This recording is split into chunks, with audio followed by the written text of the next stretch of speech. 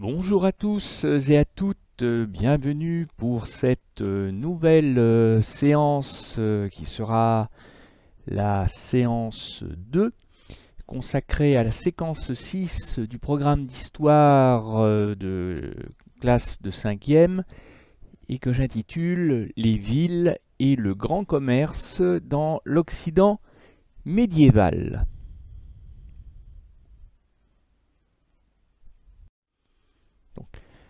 Après avoir planté la dernière fois le décor spatial avec la carte consacrée aux villes de foire et au grand commerce de l'Occident médiéval, place aujourd'hui à la chronologie avec la frise chronologique consacrée au grand commerce et à l'essor urbain, c'est-à-dire à la croissance des villes, les temps forts auxquels nous allons associer aussi les acteurs majeurs que nous croiserons au cours de la séquence.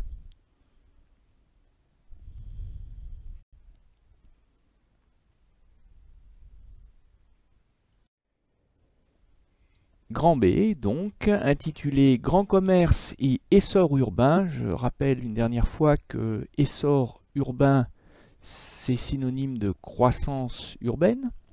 Donc les temps forts. Quelles sont les étapes de l'essor, de la croissance du grand commerce? Et nous allons voir apparaître des personnages que nous allons appeler des bourgeois. Alors, bourgeoisie urbaine, c'est un pléonasme, c'est une répétition, parce que qui dit bourgeois dit urbain, donc dit ville, et nous allons voir apparaître les grands, les riches commerçants des villes de l'Occident du Moyen-Âge.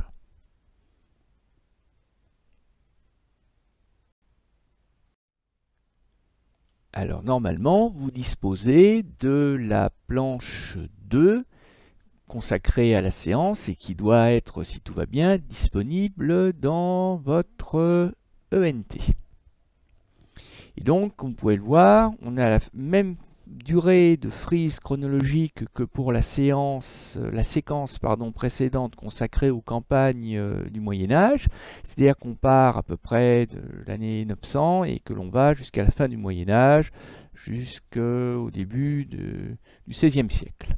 Mais que le cœur de notre étude va être centré quelque part entre l'an 1000 et l'an 1350-1400. Voilà, ça va être le cœur de notre étude et comme vous pouvez le voir, 4 des 6 repères clés, des 6 repères chronologiques de notre séquence s'inscrivent dans cette période que je vous invite à passer en couleur. Moi j'ai mis un bout rouge, vous mettez la couleur que vous voulez pour faire apparaître ce cœur de séquence.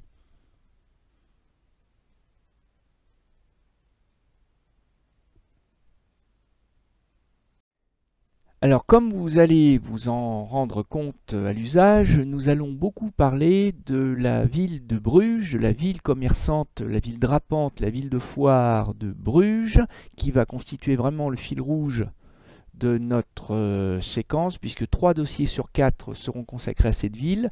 Donc, premier repère chronologique, vers 928, première mention dans un texte de l'existence d'une Brugensis que nous appellerons, nous, la ville de Bruges.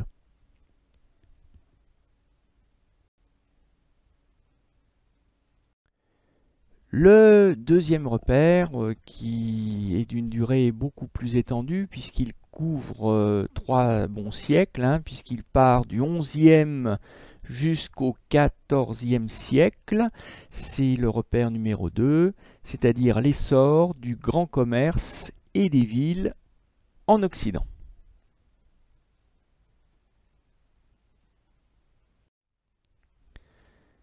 Troisième repère, nous avons déjà eu l'occasion de les évoquer lors de la séance précédente, quand nous avons bâti la carte, que nous nous sommes rendus compte qu'un certain nombre de villes de foire avaient la bonne fortune de se trouver en situation de carrefour entre le foyer commercial de Flandre et le foyer commercial de Lombardie. Je parle donc des foires de Champagne qui connaissent leur apogée, leur âge d'or, le moment où leur prospérité est la plus importante, au XIIIe siècle, c'est-à-dire lors des années 1200 quelque chose.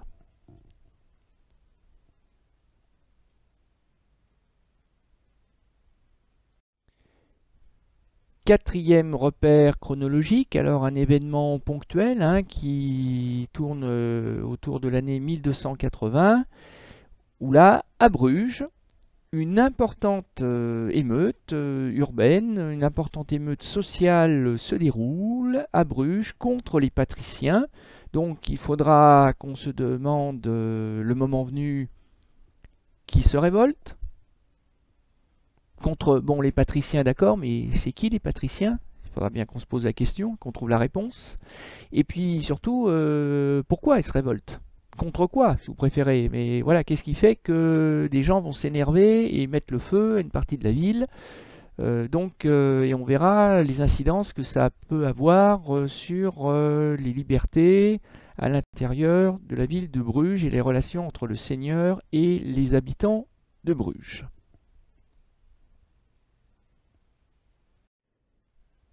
Le cinquième repère est d'ailleurs la conséquence directe du précédent, du quatrième, puisque nous sommes en 1281 et que le comte de Flandre va accorder une charte de franchise à la ville de Bruges, ce qui va permettre à la ville de Bruges d'avoir ses premiers échevins. Et donc il faudra qu'on se demande ce que c'est qu'une charte de franchise, en quoi ça consiste, et puis surtout, c'est qui ces échevins et qu'est-ce qu'ils vont pouvoir faire par eux-mêmes.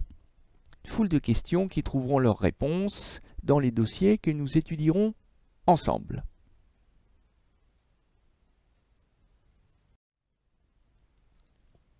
Le sixième repère est constitué par un personnage que nous allons étudier dès le premier dossier, en fait, parce que même s'il est apparu en fin de notre séquence, au XVe siècle, pour l'essentiel, ce Français, Jacques Coeur, fut un très grand commerçant occidental, probablement l'homme le plus riche et le plus puissant de son époque, et ça sera l'occasion pour nous de découvrir le commerce occidental à travers l'empereur des commerçants européens de l'époque.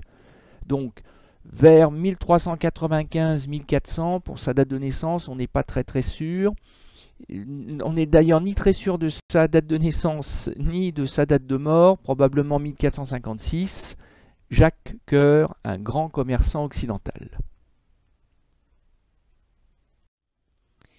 Alors, quelques mots maintenant sur les principaux acteurs de notre séquence, encore une fois consacrée au grand commerce et à l'essor urbain en Occident.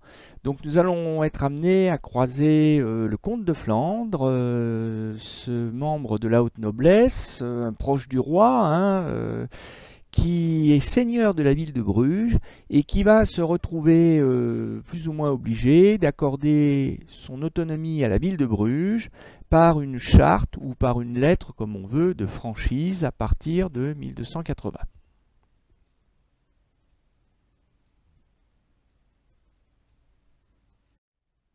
Le deuxième personnage, j'en ai parlé il n'y a pas très longtemps, puisqu'il représente le sixième repère chronologique de la séquence. Il s'agit de Jacques Coeur, ce fils de petit commerçant local, d'ailleurs, je ne vous en dis pas plus, mais vous verrez qu'il est né pas très loin de Tronget, qui devient probablement donc l'un des hommes les plus riches de son temps, grâce à son talent, grâce à son audace, et il faut bien le reconnaître aussi d'ailleurs, grâce à une définition assez approximative de l'honnêteté.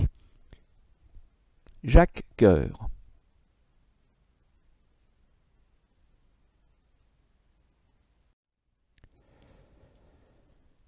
Un couple que nous étudierons en particulier au moment de l'histoire des arts, c'est-à-dire dès la prochaine séance. Ce couple formé par Giovanni et Giovanna, ils ont presque le même prénom, Arnolfini, et qui vont représenter cette fameuse bourgeoisie urbaine commerçante, comme Jacques Coeur d'ailleurs, que nous allons voir naître au cours de cette séquence.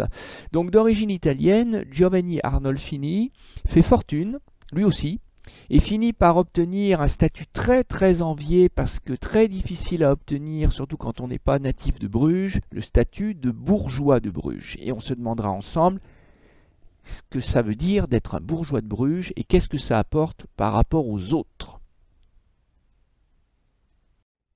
Et enfin, pour finir, les échevins, c'est-à-dire ces membres de la bourgeoisie, même origine que Jacques Coeur ou que Giovanni Arnolfini, ces échevins issus de la bourgeoisie commerçante qui vont gérer en toute autonomie, c'est-à-dire que ce n'est pas la liberté complète, mais ça y ressemble un peu quand même, la ville de Bruges à partir de 1280.